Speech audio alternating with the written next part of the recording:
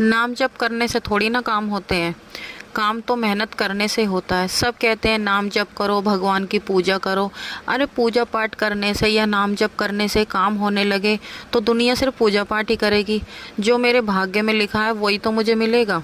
बिना नसीब के मुझे क्या ही मिलेगा। जो मेरे नसीब में लिखा है वो मुझे मिलकर रहेगा, चाहे मैं पूजा करूं या ना करूं। लेकिन हाँ, अगर मैं मेहनत करूंगा जब तो मुझे कुछ मिलेगा। भगवान थोड़ी ना आके मेरे सब कुछ सही कर देंगे, या भगवान थोड़ी ना मुझे आकर, अगर मैं एक दिन खाना ना खाऊं तो भगवान थोड़ी ना मुझे खिला देंगे। तो दोस्तों, क्या आप लोगों की भी ऐसी सोच है? क्योंकि कुछ लोगों की ऐसी सोच होती है कि भगवान की पूजा पाठ करने से क्या ही होता है, भगवान का नाम लेने से क्या ही होता है, भगवान थोड़ी ना कुछ करते हैं, भगवान थोड़ी ना होते हैं।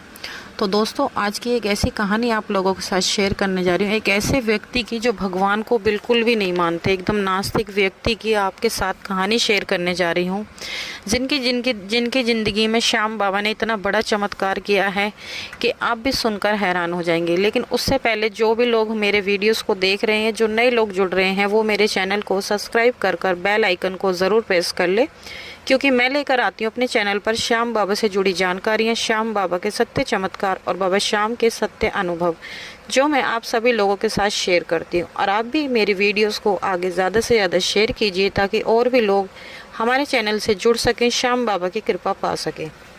तो चलिए ज़्यादा देरी ना करते हुए वीडियो को शुरू करते हैं। आज की जो कहानी है वो पदम जी की कहानी है, जो कि एक कपड़े के व्यापारी हैं। पदम जी दिल्ली के गांधीनगर में रहने वाले हैं। वो अपने काम के सिलसिले में चांदनी चौक मार्केट गए हुए थे और वो वहीं पर एक रूम लेकर वहीं पर रुके हुए थे, क्योंकि उन्हें काम के सिलसिले में वहाँ पर एक रात रुकना था। तो इसलिए वो वहीं पर रूम लेकर रुके हुए थे। जब वो रात को सो रहे थे तो उनके ऊपर एक व्यक्ति और थे, जो कि बहुत ही ज़्यादा पैसे वाले थे, अच्छी कंपनी वाले थे और भगवान पर बहुत ज़्यादा विश्वास करते थे, धार्मिक किस्म के इंसान थे। अब रात को 2 बजे क्या होता है, अचानक ही ऊपर वाले रूम से खटर पटर की आवाज़ आने लग जाती है बहुत ज़्यादा, जिस वजह से पदम जी की नींद बहुत ज़्यादा ख़राब हो जाती है। वो डिस्टर्ब हो जाते हैं। उनको इतना गुस्सा आता है, वो कहते हैं पता नहीं कौन है जो इतनी रात में ये खटर पटर कर रहा है। जब भी वो गुस्से में उठकर ऊपर जाते हैं और वहाँ पर जाकर गेट खटखटाते हैं, जब भी वो सामने वाले व्यक्ति गेट खोलते हैं और कहते हैं जी क्या हुआ, तो कहते हैं ये क्या कर रहे हो तुम, रात में इतनी ज़्यादा खटर पटर हो रही है, मैं तुम्हारी खटर पटर की वजह से सो भी नहीं पा रहा हूँ, इतनी ज़्यादा आवाज़ कर रहे हो, क्या कर रहे हो। जब भी वो व्यक्ति कहते हैं मैं तो नहा धो रहा था, क्योंकि मुझे श्याम बाबा का नाम जप करना है, मुझे श्याम बाबा की पूजा करनी है। तो वो कहते हैं ये कौन सा वक्त है, तो वो कहते हैं कि जी मैं नहा धो रहा था, मुझे सुबह 4 बजे श्याम बाबा का नाम जप करके पूजा करनी है। तो वो कहते हैं ये सब सुबह भी तो कर सकते हो, पूरा दिन पड़ा है, ये थोड़ी ना कि तुम इतनी रात में किसी दूसरे इंसान को भी नहीं सोने दोगे। ऐसा करने से क्या होगा, है भगवान थोड़ी ना आके सब कुछ कर देंगे। अगर भगवान सब कुछ करने लगे तो ये सब थोड़ी ना होता। ऐसी उनकी सोच थी, ऐसा ही उन्होंने उनसे कहा। तो उन्होंने कहा देखिए जी, श्याम बाबा को चैलेंज मत कीजिए, श्याम बाबा को आप अभी जानते नहीं है, श्याम बाबा कौन है। जब भी पदम जी भड़कते हुए बोलते हैं कि कौन है ये तुम्हारे श्याम बाबा, मैं नहीं जानता कौन तुम्हारे श्याम बाबा है।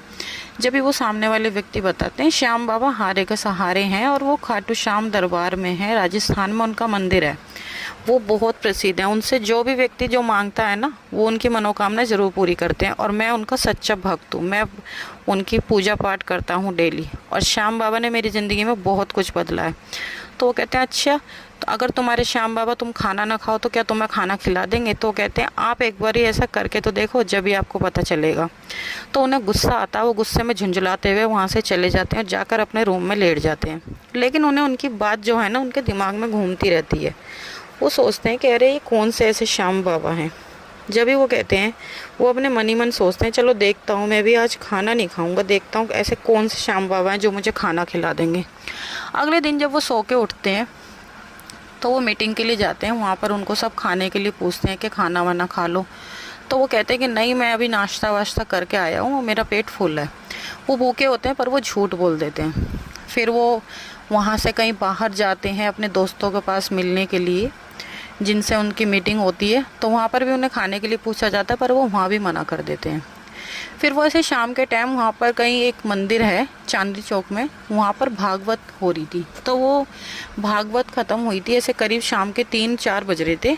तो वहाँ से एक छोटी सी लड़की आलू पूड़ी की सब्जी पूड़ी, आलू की सब्जी और पूड़ी लेकर आ रही थी। तो वो ऐसे ही मजाक करने लगे, अरे बेटा ये गुड़िया कहाँ लेके जा रही है?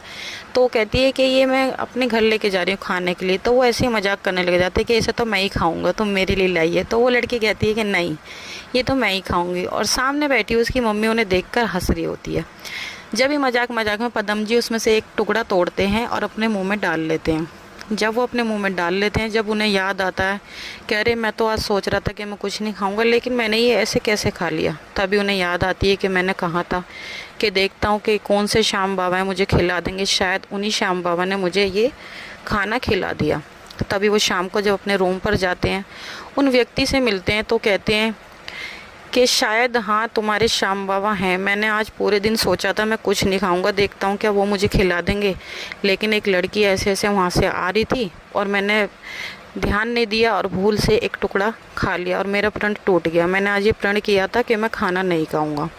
तभी वो व्यक्ति बोले कि मैंने तो आपको पहले ही कहा था, लेकिन उन्हें फिर भी बाबा पर विश्वास नहीं था। उन्हें लगा कि ये सब बस वैसे ही है। तभी उन्होंने कहा, लेकिन मुझे तुम्हारे बाबा पर अब भी कोई विश्वास नहीं है। मैं तो जब जानूँ, मेरा नोएडा में एक प्लॉट है, एक घर है हमारा, वहाँ पर हमने एक किराएदार रख रखे हैं और वो किराएदार काफ़ी टाइम से पैसे नहीं दे रहे हैं। और जब भी हम पैसे लेने के लिए जाते हैं, वहाँ पर गुंडे बुला लेते हैं और हमें धमकियाँ देते हैं, कहते हैं कि ये घर हमारा है। और मैंने केस डाल रखा है, करीब केस को डले हुए 12 साल हो गए, पर अभी तक कोई रिजल्ट नहीं निकला। मैं तो जब जानूँ तुम्हारे बाबा मेरा ये केस सॉल्व करा दें। तो वो कहते हैं कि तुम बाबा पर विश्वास करो, बाबा का नाम लो, बाबा तुम्हारी ज़रूर सुनेंगे। तो उन्होंने पदम ने कहा कि तुम एक काम करो, मुझे अपना फ़ोन नंबर दो, अगर ऐसा कुछ हुआ तो मैं तुम्हें फ़ोन ज़रूर करूँगा और तुम्हें बताऊँगा कि हाँ बाबा ने चमत्कार किया है। तो ऐसा कहकर उनसे नंबर लेकर वो घर पर आ जाते हैं। घर आके वो अगले दिन अपनी वाइफ को सारी बात बताते हैं। जब भी उनकी वाइफ कहती है कि अगर ऐसा है तो चलो एक बारी हम चल के देख लेते हैं खाटू श्याम दरबार, तो वो अपनी वाइफ के साथ और पूरे परिवार के साथ खाटू श्याम बाबा के दरबार जाते हैं। जबकि वो बाबा को जानते नहीं हैं, पर वो नेट पर बाबा की जानकारी निकाल कर बाबा के मंदिर, बाबा के दर्शनों के लिए पहुंच जाते हैं। और वहाँ जाकर बाबा को बोलते हैं कि बाबा अगर आप सच में हो तो मेरा एक प्लॉट है जिस पे किराएदारों ने कब्जा कर रखा है, अगर आप हो तो मेरा वो प्लॉट मुझे वापस दिला दो। तो अगले ही महीने उनकी कोर्ट में तारीख थी। जब वो गए तो अब की बार जज चेंज हो चुके थे, अब की बार जज एक महिला थी। और जब वो इनके कागज़ देखती है तो वो कहती है पुलिस वालों को, ये आप क्या कर रहे हो, ये केस कब से पड़ा हुआ है और इनके सारे कागज़ पूरे हैं, इन्हें इनका प्लॉट दिलाओ, वो इनका भी प्लॉट है और इनका प्लॉट दिलाओ। ऐसा कहकर उस जज ने उन पर प्रेशर डाला। जब भी पुलिस वाले वहाँ से ख़त्म होने के बाद कोर्ट से निकलकर पुलिस वाले उनसे कहते हैं कि आप उन्हें जाकर बुला लाओ। तो जब भी पदम जी कहते हैं मैं क्यों जाऊं, उन्होंने आपसे कहा आप जाओ, मैं जब से आपसे काफ़ी दिन से कह रहा था, आप मेरी नहीं सुन रहे थे। जब भी पुलिस वालों ने किराएदारों को बोला और दोनों पार्टियों की मीटिंग कराई। मीटिंग कराने के बाद पार्टी वालों से कहा गया कि जो इनकी प्लॉट की कीमत है वो इन्हें दे दो। किराएदारों ने कुछ पैसे देने के लिए कहा, पर पदम जी नहीं माने क्योंकि वो उनकी प्लॉट की कीमत नहीं थी, उससे काफ़ी कम थी। फिर पुलिस वालों ने उन पर थोड़ा ज़्यादा दबाव डाला, उनको फिर से बुलाया और जितनी उनकी प्लॉट की कीमत थी, करीब 50 लाख उनके प्लॉट की कीमत थी, उन्हें उनकी प्लॉट की कीमत दिलाई और पदम जी ने वो प्लॉट उनके नाम कर दिया। जब पदम जी को श्याम बाबा पर इतना विश्वास हुआ, उन्हें अपनी कही भी वो बात याद आई। फिर उन्होंने घर आकर उसी व्यक्ति को फ़ोन करा और उन्हें अपने घर बुलाया और उन्हें कहा आज तुम्हारी वजह से मैं श्याम बाबा से जुड़ा हूँ और श्याम बाबा ने मुझ पे इतनी कृपा करी है कि मेरा 12 साल से इस प्लॉट का केस चल रहा था, पर मेरा ऐसा कुछ नहीं हुआ और बाबा श्याम की कृपा से 1 साल के अंदर अंदर मेरा प्लॉट का मुझे पैसा मिल गया और मेरा ये केस भी फाइनल हो गया। मैं तुम्हारा बहुत आभारी हूँ जो तुमने मुझे श्याम बाबा से मिलवाया। ऐसा कहकर उनके साथ दोस्ती हो गई और वो अब हर महीने श्याम बाबा के दरबार जाते हैं, बाबा को धन्यवाद बोलते हैं, हर महीने बाबा के आगे माथा टेकने जाते हैं और श्याम बाबा की कृपा से उन पे आज इतनी कृपा है कि उन्होंने उन्हीं पैसों से और उनमें पैसे डालकर अपना खुद का दिल्ली में एक और प्लॉट खरीद लिया और आज वो अपने उस प्लॉट में काम चलवा रहे हैं। उस प्लॉट में वो खुद भी रहेंगे। और ऊपर किराएदार भी रखेंगे। वो कहते हैं कि मैं उस प्लॉट में रहकर और ऊपर किराएदार रखूँगा, अब की बार मैं अपने प्लॉट को ऐसे नहीं छोड़ूंगा। तो दोस्तों ये है हमारे श्याम बाबा की महिमा। जो लोग कहते हैं ना कि श्याम बाबा कुछ नहीं करते, भगवान नहीं होते, जो नसीब में लिखा होता वही मिलना होता, वो आपकी बात ठीक है, लेकिन जब अगर आप श्याम बाबा की शरणों में जाते हो ना, तो जो नसीब में नहीं भी लिखा होता वो भी आपको मिल के ही रहता है। तो दोस्तों अगर आपको हमारी आज की ये कहानी पसंद आई हो तो हमारे वीडियो को लाइक करें, शेयर करें, कमेंट बॉक्स में जय श्री श्याम लिखना बिल्कुल भी ना भूलें। कल मिलते हैं एक और नई सत्य कहानी के साथ। जब तक के लिए सभी भक्तों को जय श्री श्याम।